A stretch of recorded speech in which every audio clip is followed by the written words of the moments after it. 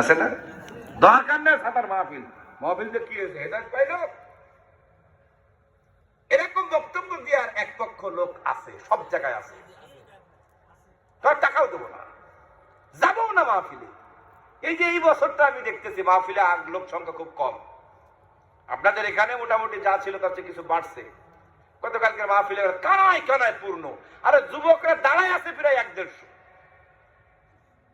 তারপর অন্যান্য বছরের তুলনায় এবছর বন্ধ। কারণ হয়তো ভাই এক পক্ষ থাকতে পারে যে মাহফিলে গেলে হয়তো আমাদের বিরুদ্ধে কিছু বলবে, অমুক বলবে, তমুক বলবে, এই জন্য তারা আসে না।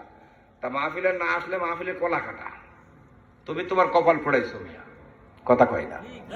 সোরের উপর রাগ করে মাটিতে তুমি ভাত খাইছো, সোরের কিচ্ছু হয় নাই, ও প্লেট নিয়ে ভাগছে। কথা ঠিক আছে না? তো কিছু লোক আছে এরা মাহফিলের বিপক্ষে, হ্যাঁ দরকার নেই মাহফিল দেওয়ার।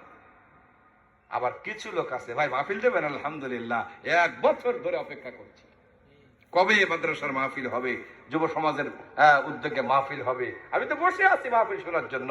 আহারে কত সুন্দর কথা হবে, কত আলেম ওলামা এখানে আসবে, কত নিত্য নতুন মানুষ আসবে, তাদের জবান থেকে আল্লাহর কোরআন শুনবো, নিজেকে ধন্য করব, আলহামদুলিল্লাহ। ওরে ভাই কবে হবে তাই কর, বলে হবে তো 22 তারিখ। তা শুধু হলি হবে? টাকা লাগবে না, টাকা লাগবে না,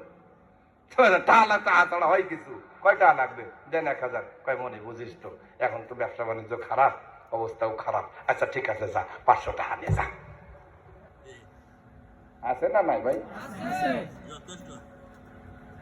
এ লোকের ভালোবাসা আছে না নাই? আরো ধরে বলে ওয়াজিলাত কুলুবুহুম, অন্তরের মধ্যে ভয় হবে অথবা মহব্বত থাকবে।